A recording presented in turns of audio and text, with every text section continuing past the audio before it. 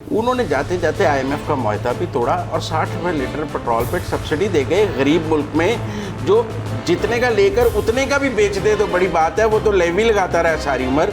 अगर at cost भी बेच ले तो बड़ी कामयाबी होती है, बजाय के 60 रुपये लॉस में बेचे।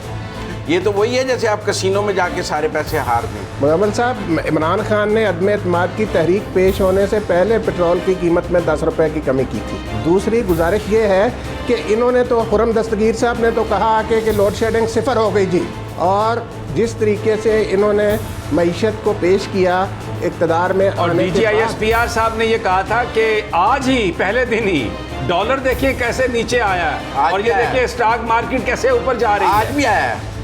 गुजारिश ये है कि सरदार तनवीर इलियास साहब आज़ाद कश्मीर के मुंतखब वज़ीर आज़म हैं और आज़ाद कश्मीर और बैरून मुल्क में मुकीम बसने वाले कश्मीरियों की दिल की आवाज़ हैं। सब्सक्राइब करें और बेल दबाएं ताकि कोई खबर रह न जाए।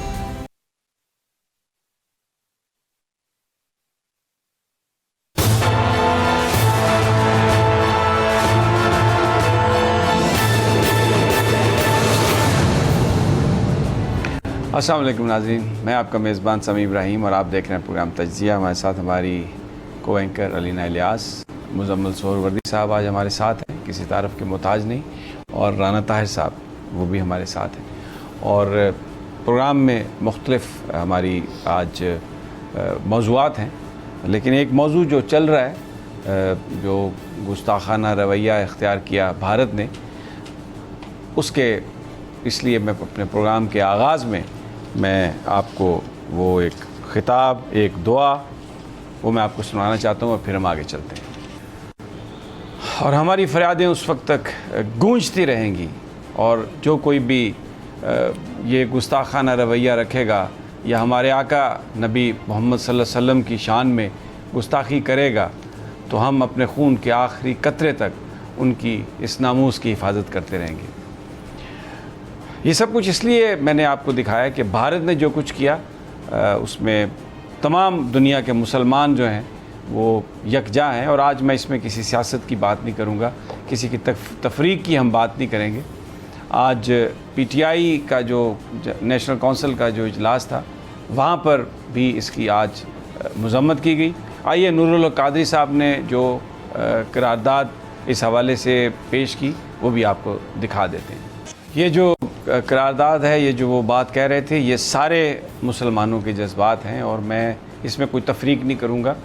चाहे कोई हुकूमत में है, किसी जमात में भी है जो मुसलमान है, वो नबी पाक सल्लल्लाहु अलैहि वसल्लम की जो नामूस है, उनकी जो शान रिसालत है, उसके हवाले से किसी कोई ना कोई इख्तलाफ है, ना इस हवाले से कोई बहम है। सब हम एक हैं और एक होकर ही हमें इस पर एहतजाज करना पड़ेगा और दुनिया को बताना पड़ेगा कि मुसलमान जो हैं इस मामले पर खामोश नहीं रह सकते।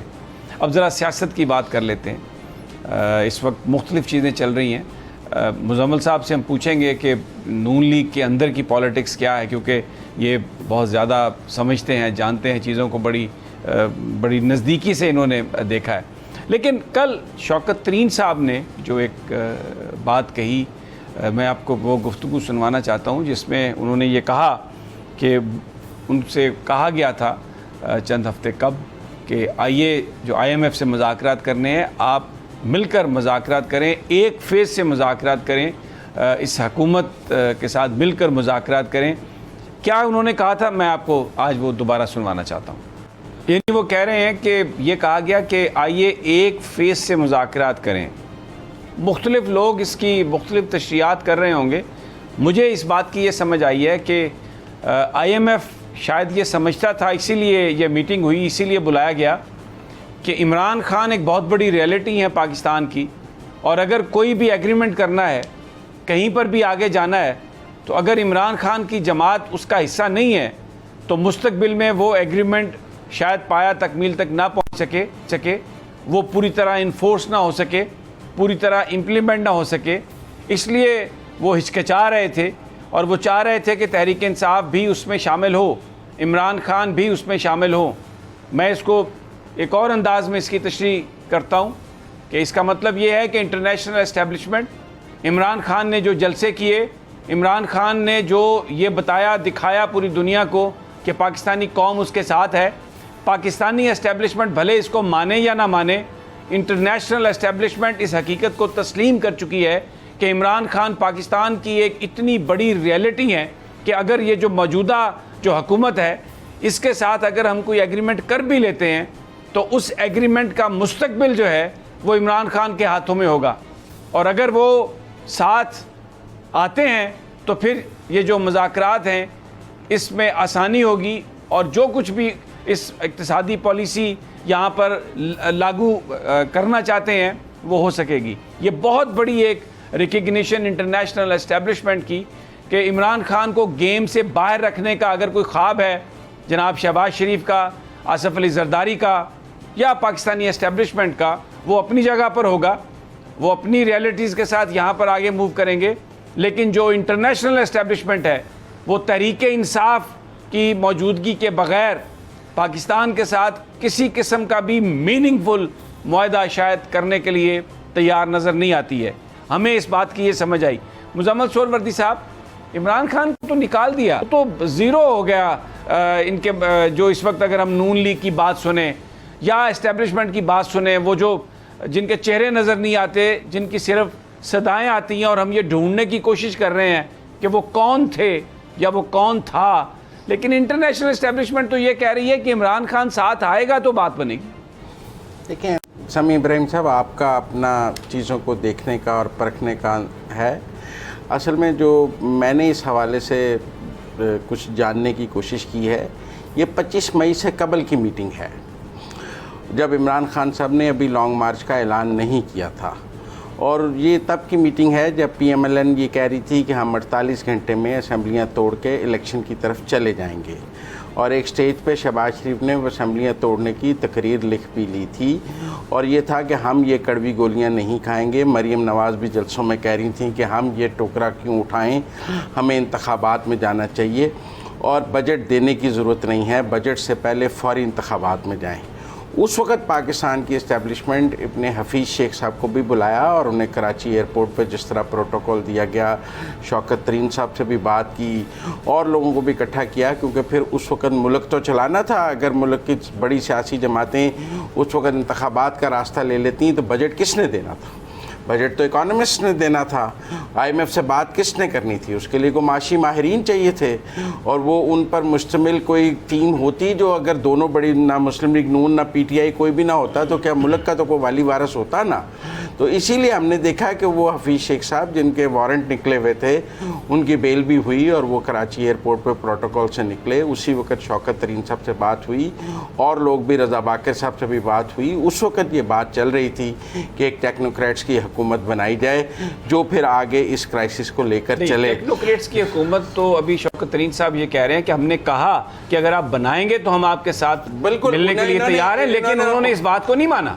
انہوں نے آمادگی ٹیکنوکریٹس کی حکومت کے لیے دی اس وقت شوکت ترین صاحب نے، اور وہ بننے جا رہی تھی وہ حکومت، لیکن پھر عمران خان صاحب نے 25 مئی کا اعلان کر دیا، پھر لوگ کھڑے ہو گئے، پھر وہ ٹوٹتی ہوئی حکومت اور اسمبلیاں جو ہیں وہ رک گئیں، اور اس کے بعد جو کچھ ہوا وہ ہمارے سامنے ہے۔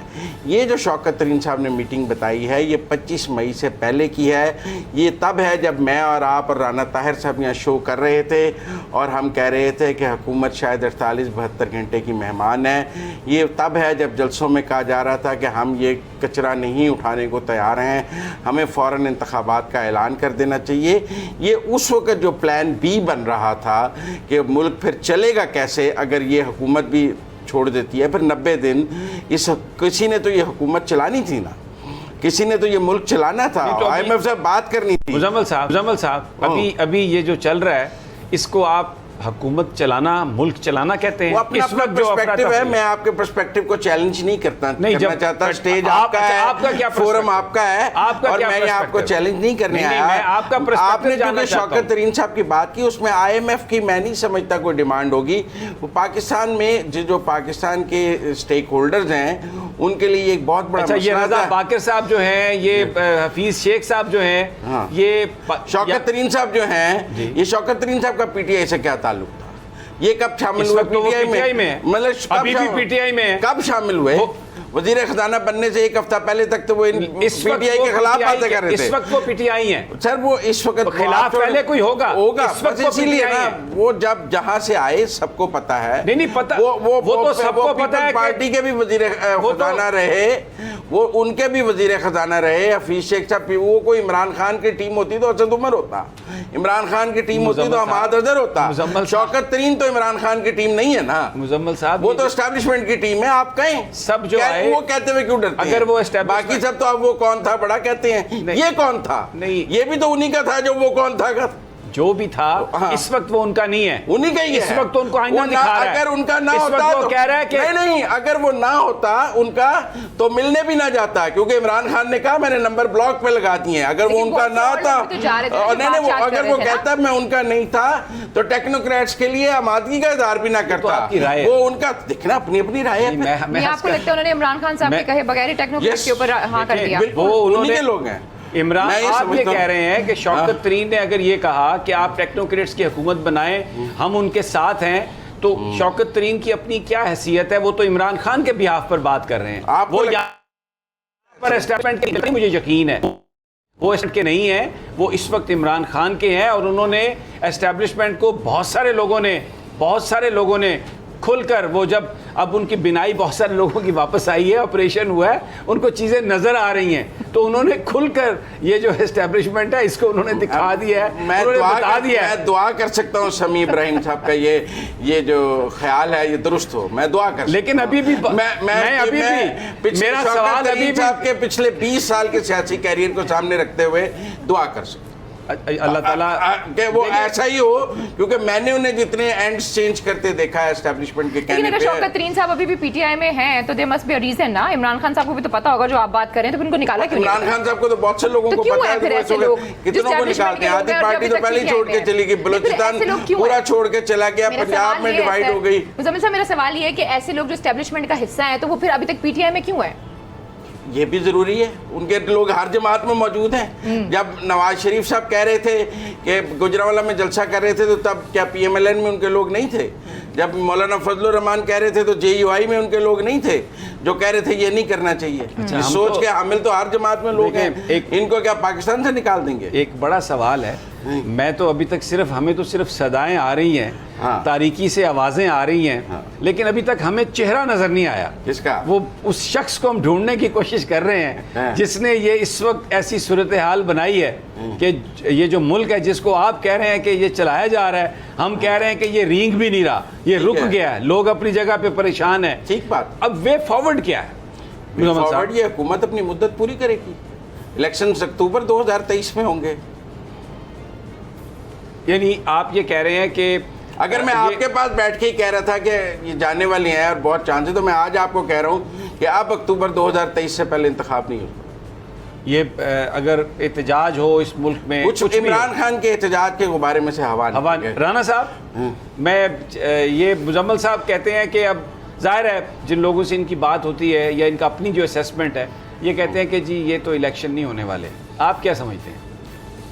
जी समी साहब, गुजारिश ये है कि देखें जो इस वक्त मुल्क के हालात हैं से अगर की जाए तो वो अलग बात है, लेकिन जो हकीकत है वो अपनी जगह मौजूद है कि ये हुकूमत कोई चलने वाली हुकूमत नहीं है।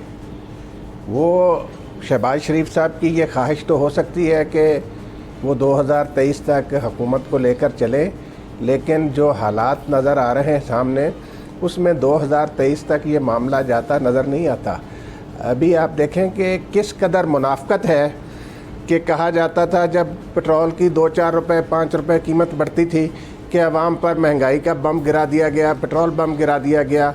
वही शाहिद खाकान अब्बासी साहब अब 60 रुपए के इजाफे का दिफा कर रहे हैं कि ये मुल्क के लिए बड़ा ज़रूरी था कि 60 रुपए पेट्रोल की कीमत फी लीटर। अच्छा, ये राना साहब, महंगाई पर मैं राना ताहिर साहब के साथ हूँ, लेकिन इस सब के बावजूद हुकूमत ने मुद्दत पूरी कर देनी है, वो अलग मौक़िफ़। ठीक हो गया। मैं आपको मुजम्मल साहब आपको और राना ताहिर साहब आपको, मैं डॉक्टर इशफाक हसन साहब ने जो 50 दिनों में जिस तरह इकोनॉमी डिक्लाइन हुई है और जिसको ये कहा जा रहा है कि ये मुल्क चला रहे हैं, اور میرے نزدیک تو شہباز شریف صاحب کا جو ایک امیج بنایا گیا تھا، میں تو خیر تب بھی بلیو کرتا تھا وہ فیک ہے کہ بڑے زبردست ایڈمنسٹریٹر ہیں، لیکن اس کے غبارے سے جس طرح ہوا نکلی ہے، یہ ڈاکٹر اشفاق حسن صاحب کو گفتگو کر رہے ہیں، ذرا آئیے وہ سن لیتے ہیں۔ یہ تو ایک انہوں نے جھلک دی۔ اب ایک اور کرائسس دیکھیں، پیٹرول کی قیمتیں تو ہمیں پتہ ہے بڑھ گئی ہیں، اور اس وقت عام آدمی جتنا تنگ ہے، صفاقی ہم نے دیکھی مفتاح اسماعیل کی اس ہنسی میں جو رات ہم نے چلایا، اور مریم نواز صاحبہ کے ٹویٹ ہم نے دیکھے جس میں وہ کتوں کا امپورٹڈ فوڈ جو ہے اس کے لیے مفتاح سے کہہ رہی ہیں کہ توجہ کریں اور اس کو دیکھیں۔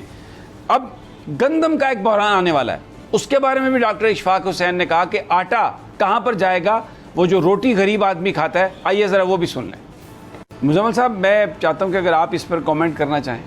دیکھیں، پہلی بات تو انہوں نے کی کہ جو عدم اعتماد کا جو بحران آیا اس کی وجہ سے پاکستان میں ایک کرائسس آیا اکنامک، جو آپ نے گفتگو چلائی، اور ابھی ہم نے دیکھا برطانیہ میں نو کانفیڈنس آئی، انہوں نے آرام سے اس کی ووٹنگ کرا دی، انہوں نے تو کوئی آرٹیکل 15 نہیں لگایا اس کے اوپر اس کی ووٹنگ روکنے کے لیے۔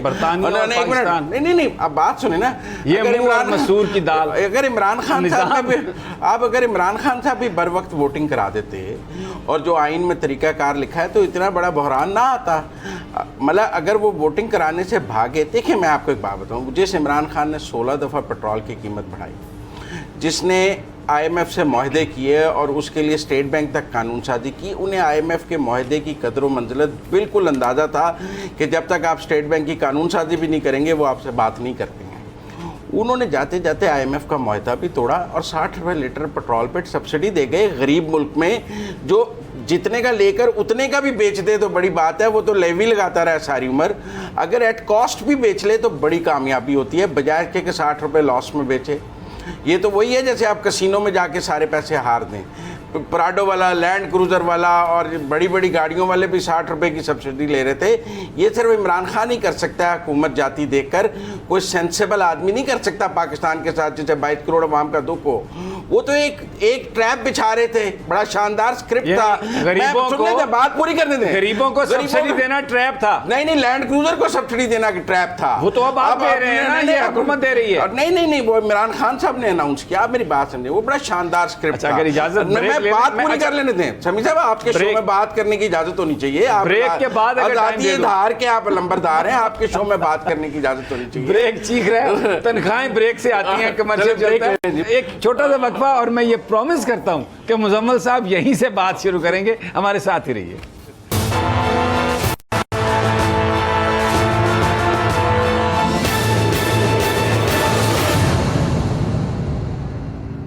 ویلکم بیک ناظرین، وعدے کے مطابق اب میں فلور دے رہا ہوں جناب مزمل سہروردی صاحب کو کہ وہ جو چاہتے ہیں جناب آپ کو کہنے کی اجازت ہے، اب بولیے۔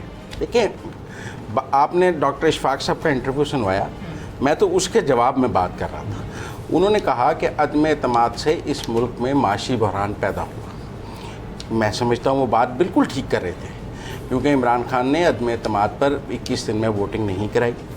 اس کے بعد اس عدم اعتماد میں جب انہوں نے اپنی کرسی جاتی دیکھی تو انہوں نے پاکستان کی معیشت کے ساتھ خطرناک کھیل کھیلا اور ایک سکرپٹ لکھا، جس سکرپٹ میں انہوں نے پہلے پیٹرول سستا کیا جبکہ دنیا میں مہنگا ہو رہا تھا، بجلی سستی کی جبکہ ان کے ہی آئی ایم ایف کے معاہدے موجود تھے۔ ان کا یہ سکرپٹ تھا کہ ایک طرف میں نکل کر سڑکوں پہ آ جاؤں گا، دوسری طرف اس حکومت کے لیے مشکلات ہوں گی کہ نہ آئی ایم ایف بات کر رہی ہوگی، نہ پیٹرول مہنگا کرنے کی پوزیشن میں ہوں گے، تو میرے لیے تو انتخابات کا اعلان بہت جلد ہو جائے گا۔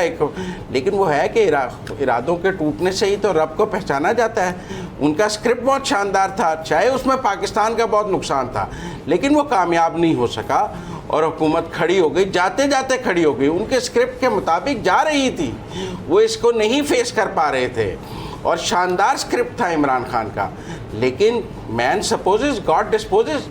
سیدھی بات ہے، اب گندم کا کرائسس ہے تو عمران خان کے دور میں گندم کم ہوئی ہے نا۔ وہ جو کہتے تھے کہ میرے دور میں بڑی شاندار فصلیں ہوئی ہیں اور زراعت نے بڑی ترقی کی ہے، تو 4 ملین ٹن اگر ہم نے گندم امپورٹ کرنی ہے تو کتنی شاندار زراعت تھی ان کے دور میں کہ ہم نے 4 ملین ٹن گندم۔ مجھے یہ بتائیے، مجھے مزمل صاحب یہ بتائیے، جی رانا صاحب، یہ ذرا اسی پہ نا، یہ جو مزمل صاحب نے فرمایا نا عدم اعتماد کے حوالے سے، مزمل صاحب، عمران خان نے عدم اعتماد کی تحریک پیش ہونے سے پہلے پیٹرول کی قیمت میں 10 روپے کی کمی کی تھی۔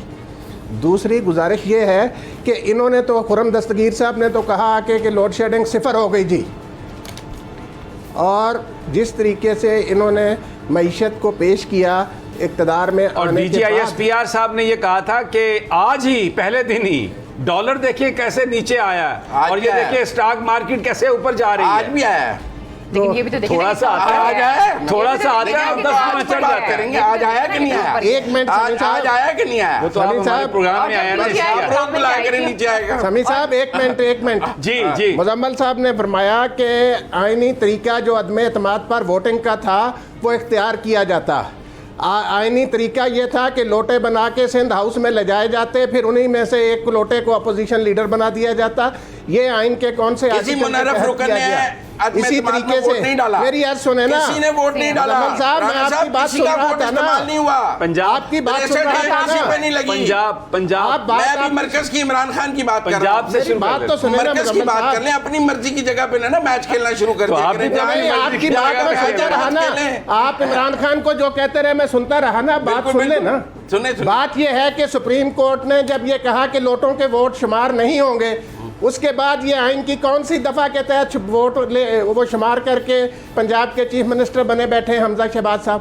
وہ تو یہ بعد میں آئین کہا کے ہے۔ ساتھ جو کھلواڑ پچھلے 8 ہفتوں میں کیا گیا، پاکستان کی تاریخ میں اس کی مثال نہیں ملتی۔ کبھی مارشل لا کے دور میں آئین کے ساتھ اس طرح کا کھلواڑ نہیں کیا گیا جو آئین کے نام پر آئین کے ساتھ کھلواڑ کیا جا رہا ہے۔ اور اسمبلیوں مہنگائی، میں پولیس یہ بھیجی کہتے ہیں آپ کہ نے، جی لوگوں کو جب عمران مارا خان پیٹا۔ کہتا تھا پچھلی حکومت، تو اس وقت کہتے تھے جی یہ ذمہ دار ہے، اب یہ اس کو ذمہ دار کیوں قرار دے رہے؟ اب خود ذمہ داری لینا۔ انہوں نے جو اچھا بجلی کے میرا شاہراہ سوال یہ لگائے تھے، ہے، اچھا میرا رانا سوال صاحب 6 ہفتے میں ہی لے لیں۔ اچھا میرا سوال یہ ہے، یہ بتائیے کہ اب یہ جو حکومت ہے جو شہباز شریف صاحب کی، یہ کچھ ریلیف دیں گے یا بس عمران خان کو یہ تو آپ کوستے کو ہی رہیں گے؟ شہباز شریف کی حکومت سے نہیں، پوچھیں۔ میں آپ تو سے سیاسی پوچھوں کہ تجزیہ آپ کو اسیسمنٹ دے کیا سکتا ہوں۔ آپ کی اسیسمنٹ کیا ہے؟ میں کو آپ ان کے مشکل ہے، ترجمان نہیں ہے۔ بہت مشکل ہے، اگلے 6 ماہ تو بہت مشکل ہے۔ اچھا اگر اب جب تک انٹرنیشنلی پیٹرول کوئی $70-80 پہ نہیں آئے گا، آج تو 140 پہ ہے، اب میری بات سنیے نا، اگر $70-80 پہ آئے گا یہاں، تو اس کے بعد یہ کچھ پوزیشن میں آئیں گے۔ اگر یہ آگے 160 پہ چلا گیا تو پھر کیا ہوگا؟ میرا مطلب ہے آپ سمجھیں، پھر تو میرا خیال ہے انہیں اور $100 بڑھانا پڑے گا، تو یہ کیا کر سکتی ہیں؟ تو سبسڈی نہیں دے سکتے ہیں، میرا خیال ہے مشکل میں پھنسے رہیں گے اور ان کے پاس ریلیف دینے کا کوئی آپشن نہیں ہے، لیکن اس کے باوجود الیکشن اکتوبر 2023 میں ہوگا۔ یہ کوئی ایک اب ضد کی بات ہے، کسی بس کی یہ ایگو ضد کی کی بات بات ہے، دیکھیں ایگو یہ کی ضد بات ہو گئی ہے، اس- یہ ایگو ہو گئی ہے۔ اگر پاکستان سفر کرے، پاکستانی لوگ اس میں برباد ہو جائیں، پھر بھی یہ ضد رہے وہ گی۔ عمران خان صاحب کے پاس بھی کچھ جادو کی چھڑی نہیں ہے، میں اس پونے وقت 4 عمران سال خان میں کی بات نہیں کر رہا۔ ہاں تو الیکشن ہو ابھی سکتا ہے کہتے ہیں کہ وہ کہہ رہے ہیں 90 دن کی کوئی انٹرم گورنمنٹ کا متحمل ہی نہیں ہے پاکستان، ابھی تو ایک کنٹینیوٹی چاہیے، جو ایک گورنمنٹ اس کو چلائے، پھر ٹیکنوکریٹ کی گورنمنٹ بنانی پڑ جائے گی، ابھی تو سال چلائیں جب تک دنیا کرائسس سے نہیں نکلے۔ آپ کہہ رہے ہیں کہ سال یہ چلے گی، اس کے بعد ٹیکنوکریٹ کی گورنمنٹس بنے گی۔ بالکل، اب پھر جب یعنی- اگست میں ان کی مدت پوری ہوگی۔ میں جو آپ کی بات سمجھا ہوں کہ کیونکہ اس حکومت نے جو کام کرنے ہیں اس میں صرف غریب آدمی کو آپ نے ذبح ہی کرنا ہے، تو الیکشن جیتنے کا تو چانس نہیں ہے، تو آپ آرام سے پہلے بیساکھیوں کی مدد سے یا جو اندھیرے میں طاقتیں بیٹھی ہیں ان کی مدد سے سال پورا اس وہی حکومت اندھیرے کو میں نہیں چلائیں، ہے، سب پھر دن اس کے کے اجالے بعد میں ہیں۔ پھر اس کے بعد ٹیکنوکریٹ کی حکومت بنا دیں، کیونکہ اگر آپ الیکشن کرائیں گے تو ضمانتیں ضبط ہو جائیں گی۔ یہ تو آپ کو لگتا ہے پالیسی یہ ہے؟ ابھی یہ 17 جولائی کو پنجاب میں 20 حلقوں میں انتخاب ہو رہا ہے، ٹھیک ہے، ہو رہا ہے نا، اور یہ پی ٹی آئی کے حلقے ہیں، 20 کے 20 پی ٹی آئی کے لوگ ڈی سیٹ ہوئے ہیں۔ عمران خان نے کہا ہے کہ جو ان کے منحرف ارکان ہیں، ان کے بچوں کی شادیاں بھی نہیں ہوں گی، ان کے گھر سے ان کو ووٹ نہیں پڑیں گے۔ میں اور آپ 18 جولائی کو بیٹھ جائیں گے یا 17 جولائی کی شام یہاں پہ رزلٹ آ رہے ہوں گے، عمران خان کا نیریٹو بھی سامنے ہوگا اور رزلٹ بھی سامنے ہوگا۔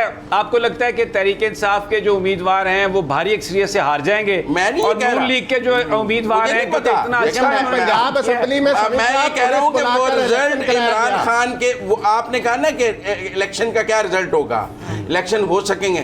اگر 17 جولائی کو عمران خان نے 20 کی 20 سیٹیں جیت لیں تو پاکستان کا سیاسی منظرنامہ اور ہوگا۔ حالات کیا ہیں جی جی؟ اور اگر ان میں سے اکثریتی 15 ہار گئے، 14 ہار گئے، 10 ہار گئے، 12 ہار گئے، پھر نقشہ آپ کا اور تجزیہ کیا کہتا ہے اس کے اوپر؟ ہار جائیں گے یا جیت جائیں گے؟ حالات کیا ہیں؟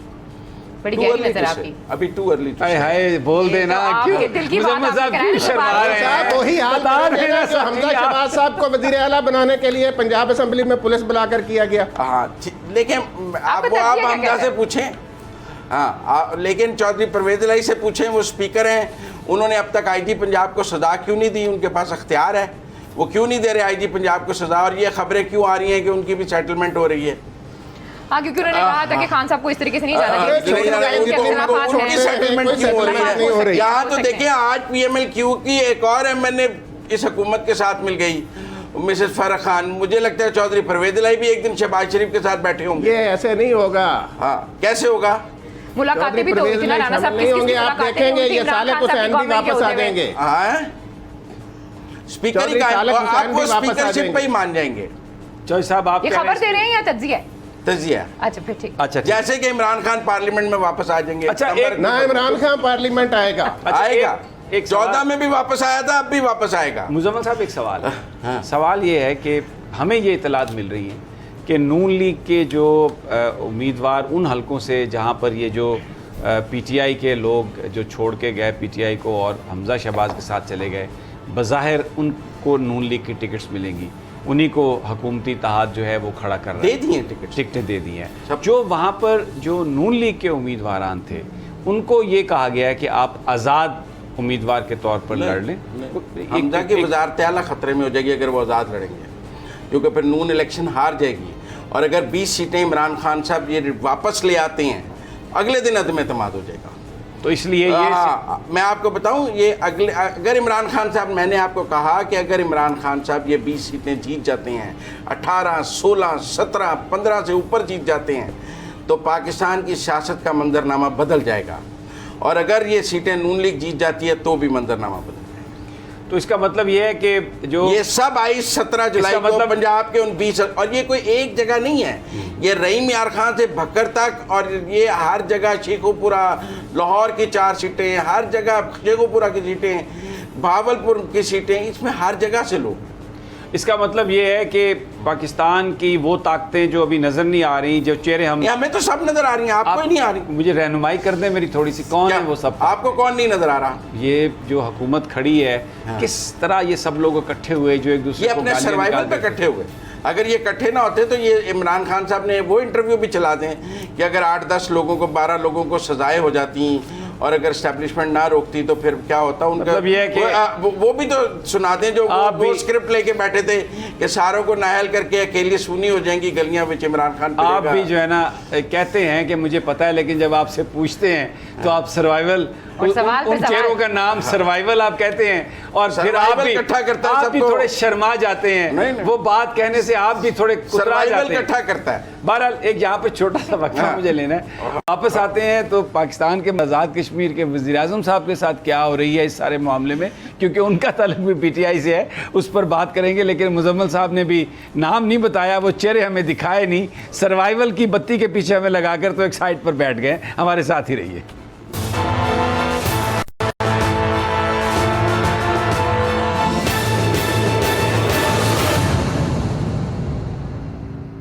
ویلکم بیک ناظرین. پاکستان کی سیاست پر بات ہو رہی ہے, کچھ آزاد کشمیر کی سیاست کی بات کریں گے. سردار تنویر الیاس وزیر اعظم ہیں, پی ٹی آئی سے ان کا تعلق ہے, لیکن عجیب ان کے ساتھ واقعات ہو رہے ہیں, اس پر بات کریں گے. لیکن اس سے پہلے ایک چوندی سی خبر ہے جسے کہتے ہیں پنجابی میں چوندا معاملہ, کہ وزیر اعظم شہباز شریف صاحب کا گیلا تیتر بھی مارکیٹ میں آ گیا ہے. یہ میں نہیں کہہ رہا, یہ وہ لوگ کہہ رہے ہیں جو اس حکومت کے بڑے قریب سمجھے جاتے ہیں, اور اب یا تو کوئی ان کی آپس میں کوئی رائیولری ہو سکتی ہے, کوئی جیلسی ہو سکتی ہے.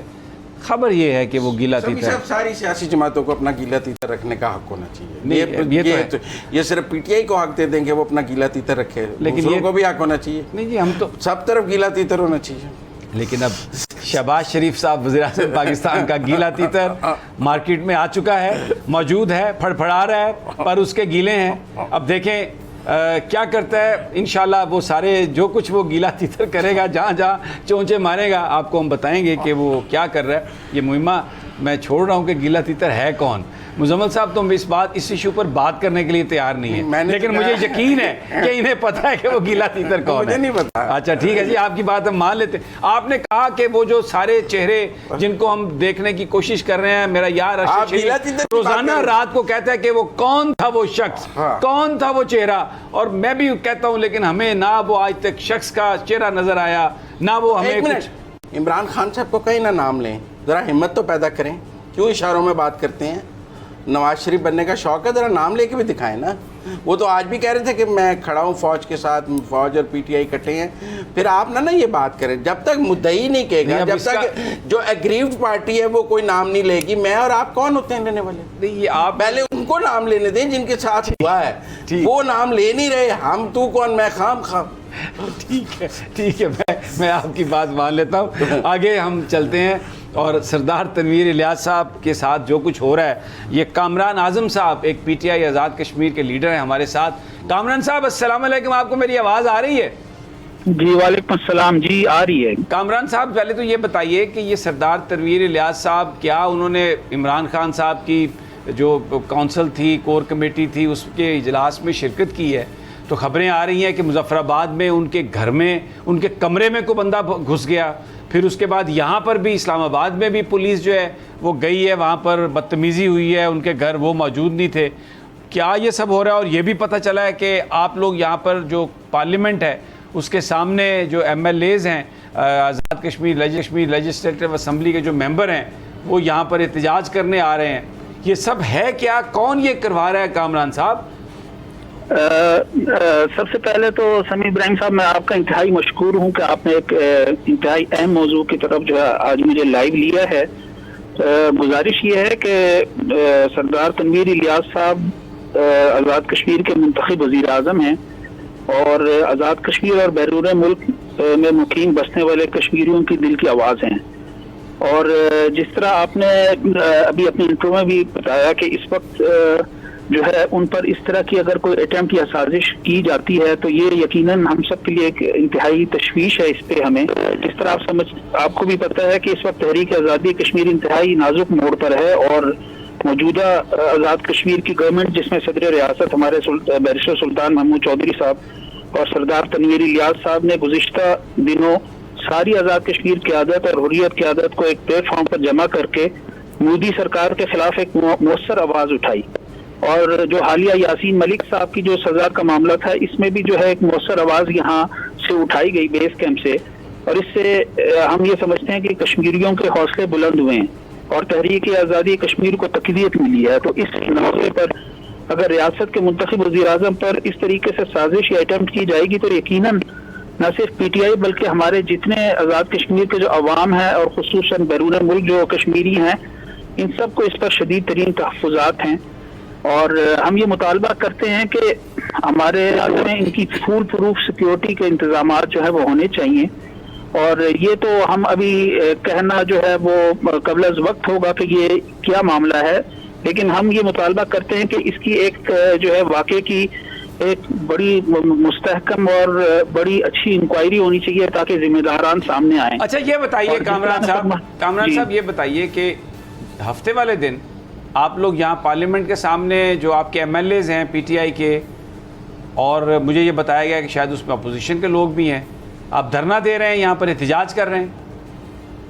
ابھی ہمارا جو پروگرام ہے وہ احتجاج کا, ہم نے جو پورے آزاد کشمیر میں ہم احتجاج ریکارڈ کروائیں گے جتنے ہم کارکنان ہیں, اور ابھی اسلام آباد کا بھی ہمارا ہے پروگرام کہ ہم اس سلسلے میں مؤثر ایک احتجاج ریکارڈ کروائیں گے کہ اس طریقے سے اگر ریاست کے وزیر اعظم کو اس طریقے سے اگر خطرہ پیش ہوگا تو یقیناً اس میں ہم سب جو آزاد کشمیر کے عوام ہیں اور جو ہم پی ٹی آئی کے ممبران ہیں, ہم لوگوں کو اس سے بہت زیادہ تشویش ہے کہ ایسا نہ پہلے کبھی ہوا ہے اور اب بھی جو ہے اگر اس طرح کی کوئی سازش, یقیناً اس میں ہم لوگوں کے لیے بہت زیادہ جو ہے وہ لمحہ فکری ہے. بہت شکریہ کامران صاحب, بہت شکریہ. رانا طاہر صاحب, یہ تو بڑی ایک عجیب بات ہے, یہاں پر بھی ان کے گھر پولیس آئی ہے, وہاں پر سیکیورٹی کا کراس ہو گیا مظفر آباد میں. یہ آپ کیا کہیں گے, آپ کے پاس کیا انفارمیشن ہے؟ جی سمیع صاحب دیکھیں, آپ بالکل صحیح کہہ رہے ہیں کہ یہ پرائم منسٹر ہاؤس مظفر آباد جو ہے اس کے باہر پورا سیکیورٹی کا انتظام ہوتا ہے. ایک نامعلوم شخص کا اس طریقے سے جب وہ سو رہے تھے ان کے کمرے کے اندر تک پہنچ جانا یہ واقعتاً بہت باعث تشویش بات ہے. اور P T I Azad Kashmir کے جو رہنما بھی بات کر رہے تھے, ان کا یہ کہنا اور مطالبہ کرنا بالکل جائز ہے کہ اس معاملے کی ایک شفاف انکوائری ہونی چاہیے کہ یہ سیکیورٹی بریچ کیسے ہوا. اس واقعے کے بعد آزاد کشمیر کے 2 ڈی آئی جی صاحبان جو ہیں ان کو بھی معطل کیا گیا ہے, وزیر اعظم کے پرنسپل سیکرٹری کو بھی معطل کیا گیا ہے. تو واقعتاً یہ دیکھیں کہ کسی بھی سیاسی، یہ تو آزاد کشمیر کے وزیر اعظم ہے اور بڑا حساس علاقہ ہے آزاد کشمیر، وہاں کسی کی بھی حکومت ہو، کسی بھی جماعت کی، وہاں کے سیاسی رہنما جو ہیں ان کے تحفظ پر ہمیں خصوصی حکومت کو توجہ دینی چاہیے اور اس بات کی تہہ تک جانا چاہیے. اور پھر اس کے اگلے ہی دن اسلام آباد میں جو ان کی رہائش گاہ پر واقعہ ہوا، اس کی بھی تحقیقات ہونی چاہیے کہ یہ کیا ماجرا ہے اور اس کے پیچھے کیا عوامل ہیں، کیوں اس طرح کیا جا رہا ہے، اور اس کے پیچھے مقاصد کیا ہے. وقت کم ہے میرے پاس، لیکن ایک اور خبر جو ہے وہ میں اس پر ڈسکس کرنا چاہتا ہوں کہ یہ جو منسٹری ہے ہماری ریلیجیس افیئرز کی، انہوں نے جو فیمیل حج اسسٹنٹس ہیں ان کو بین کر دیا ہے. اور مزمل صاحب اب وہاں پر خواتین بھی جاتی ہیں، وہ مردوں کے ساتھ. پرائم منسٹر نے اس پہ ایکشن لیا ہے، لیکن وہ ابھی واپس نہیں ہوا. ہو جائے گا، اس پہ ایکشن لیا، بلکہ جو وہ اپنے سٹاف کو لے کے جا رہے تھے اور وہ 35 لوگ ان کی ٹیم کے تھے حج منسٹر کے، وہ بھی اس پر بھی ایکشن ہوا. میں خیال ہے وہ ساری لسٹ ہی ریوزٹ ہو رہی ہے، لیکن 48-72 آورز میں نئی لسٹ آ جائے گی. مولانا فضل الرحمان کی پارٹی کے پاس ہے ریلیجیس منسٹری، نہیں ریوزٹ ہو جائے گی، میں آپ کو کہہ رہا ہوں. تو یہ مولانا صاحب یہ لوگ اعتراض اس پر نہیں کریں گے. ان کی جماعت سے کیوں خواتین MNAs نہیں آتی ہیں؟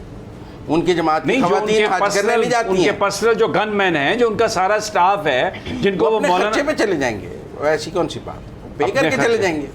تو پہلے کیوں نہیں یہ سوچا کہ وہ اپنے خرچے پہ چلے جائیں؟ پرائم منسٹر نے اس پہ پہلے اور پرائم منسٹر نے اس پر ایکشن لیا ہے اور ان کو لسٹ ریوزٹ کرنے کا کہا ہے. میرے خیال میں لسٹ ریوزٹ ہو جائے گی. اگر نہ ریوزٹ ہونی ہوتی تو اس کولیشن گورنمنٹ میں پرائم منسٹر ایکشن نہ لیتے اور یہ بات خبر نہ آتی کہ انہوں نے مطلب ہے مولانا وہ درگزر کر دیتے. درگزر نہیں کیا تو ریوزٹ ہو رہی ہے. اس کا مطلب ہے مولانا فضل الرحمان سے پوچھ کر کہا ہے پرائم منسٹر نے. میں یہی عرض کر رہا تھا کہ یہ ایسا لگ رہا ہے کہ مولانا فضل الرحمان سے اجازت لے کے بالکل انہوں نے کہا ادھر بلاؤ بھی ذرا میں لسٹ کو دیکھوں گا. بالکل ان سے پیج ہے وہ اور فضل الرحمان اور شہباز شریف اس کے اوپر ایک جگہ پہ. آپ سیم پیج میں یا پہلے تھے؟ میرا خیال ہے وہ تو پہلے دن سے سیم پیج پہ تھے، باقی لوگ بعد میں آئے ہیں اس پیج پہ. ٹھیک ہے نا. بڑی اچھا، یہ پیپلز پارٹی اور نون لیگ جو ہیں، ان کا جو پنجاب میں وہ وزارتوں والا سارٹ آؤٹ ہو گیا. زرداری صاحب گئے تھے، ان کا انٹرنل ایشو تھا. دیکھیں وہاں مختوم احمد محمود صاحب کے بھی بیٹے ہیں، یوسف رضا گیلانی صاحب کے بھی بیٹے ہیں، پھر حسن مرتضیٰ صاحب پارٹی میں سینئر ہیں. تو وہ انہوں نے اپنا انٹرنلی ڈیسائیڈ کرنا تھا. وہ زرداری صاحب نے انٹرنلی ڈیسائیڈ کر کے جو حمزہ صاحب کو کہا ہوگا وہ انہوں نے انٹرنلی ڈیسائیڈ کرنا تھا. 90 شارع قائد اعظم مل جائے گا؟ مل جائے گا، کوئی ایسی بات. اچھا پھر تو اگر اڈا مل جائے ہر چیز کرنے کے لیے تو پھر تو ٹھیک ہے. ظاہر ہے پارٹی لوگوں نے آنا ہے. اصل میں سب انتظار ہے پنجاب میں 17 جولائی کا. اگر ترین صاحب کے بھی لوگ آ جاتے ہیں، انہوں نے بھی اکوموڈیٹ ہونا ہے. وہ جو 17-18 لوگ 15 لوگ اگر جیت گئے، اگر نہ جیت سکے تو اور منظرنامہ ہوگا. لیکن پیپلز پارٹی بڑی کولیشن پارٹنر ہوگی، وہ جو مانگے گی اسے ملے گا، کیونکہ مرکز چلانا ہے. مرکز کو ڈبونا تھوڑی ہے. ویسے تو ملک ڈبو تو دیا انہوں نے. آپ کی نظر سے عام آدمی رو رہا ہے مزمل صاحب، برباد ہو گیا عام آدمی. یہ آپ سمجھیں، آپ کیونکہ ظاہر ہے ماشاءاللہ میں تو کہہ رہا ہوں امیر آدمی ہے، بڑے اینکر ہیں. تو گندم اگنی تھی، بڑے اینکر ہیں. شاپر میں ڈال کے عمران خان بجلی واپس لے گیا ساری. آپ ابھی بھی آپ بات کرتے ہیں نا کہ جب انہیں گورنمنٹ ملی تھی تب اس کا اتنا برا حال تھا. ہمارے جو قرضے ہیں وہ اتنے اپنے عروج پر تھے. اجازت دیجیے، 1 روپیہ قرضہ نہیں لیا عمران خان. ہمارے شو کا ٹائم ختم ہو گیا. مزمل صاحب جب بھی آتے ہیں تو شو کا ٹائم کم پڑ جاتا ہے، اس لیے بار بار ان سے ہم درخواست کرتے رہیں کہ وہ آئے پروگرام میں. اور اجازت دیجیے، کل پھر انشاءاللہ ملاقات ہوگی اللہ نے کے بعد.